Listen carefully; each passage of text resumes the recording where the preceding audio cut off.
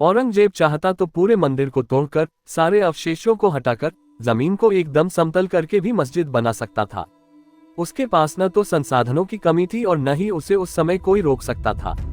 उसे सिर्फ एक आदेश देना था और बादशाह सलामत का हुक्म बजाते उसके सिपह सालार बड़े ही कुशल तरीके से पूरे मंदिर को नेस्तनाबूद करके एक नई नींव पर एक नई मस्जिद का निर्माण करवा देते।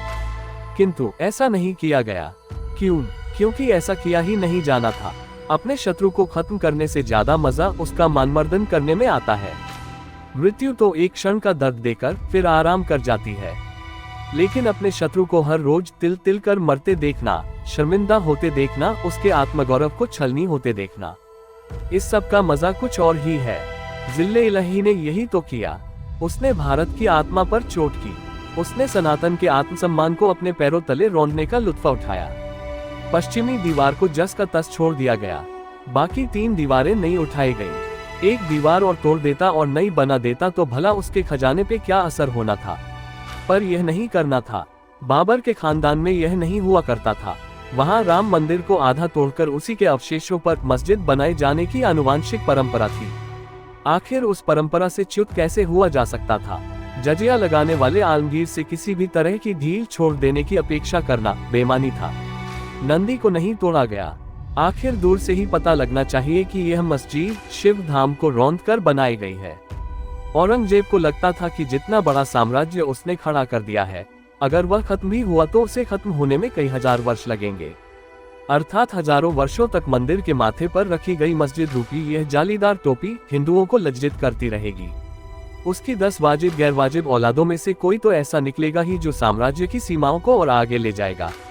रही से ही कसर वामपंथी इतिहासकारों ने पूरी कर दी। उन्होंने औरंगजेब को साफ सुथरा और नेक नीयत बताने के लिए इतिहास के न जाने कितने पन्ने काले कर दिए। जब तक शेर खुद लिखना नहीं जानेगा, इतिहास में वीरगाथाएं तो शिकारी की ही लिखी जाएंगी। इन औरंगजेबी औलादों ने बड़े बड़े अक्षरों में लिखा, आलमगीर तो टोपी सिलकर अपना खर्च चलाता था, तो क्या फर्क पड़ता है इससे? वह अपने धर्म की शिक्षाओं का पालन कर रहा था, वही शिक्षाएं जो ये भी सिखाती थी कि काफिरों को जीने का अधिकार नहीं है। उन पर जजिया लगाया जाना चाहिए और हर तरीके से उनका मानमर्दन किया ही जाना चाहिए। इन औरंगजेबी मानस पुत्रों ने ऐसी लॉलीपॉप भारतीय जनमानस को चटाई जिसका स्वाद सदियों तक हम चटखारे मारकर लेते रहे और हर चटखारे में आलमगीर जिंदाबाद के नारे लगाते रहे। खैर, अब आगे क्या? अब ऐसी की सभी रिपोर्ट सार्वजनिक हो चुकी है। कथित मस्जिद का हर हिस्सा चीख चीख कर कह रहा है कि मैं ही शिव शंकर का विश्व प्रसिद्ध मंदिर हूँ। वहां मिले 34 अभिलेखों में से एक अभिलेख फारसी में है जिसमें वो आदेश लिखा है जिस आदेश के तहत मंदिर तोड़कर मस्जिद बनाई गई। श्री राम मंदिर की तरह मामला कोर्ट में है और पूरा विश्वास है कि कोर्ट का फैसला भी राम मंदिर की तरह ही आएगा। हमें प्रतीक्षा है उस दिन की जिस दिन वुजू के कुल्लों से अपमानित हो रहे हमारे आराध्य देव फिर से पंचामृत स्नान करेंगे, दूध और दही से नहाएंगे, फूलों और धूप बत्तियों की सुगंध से आनंदित हो उठेंगे। हे महादेव, आपके माथे पर जबरदस्ती लगी यह जालीदार टोपी अब शीघ्र उतरने वाली है।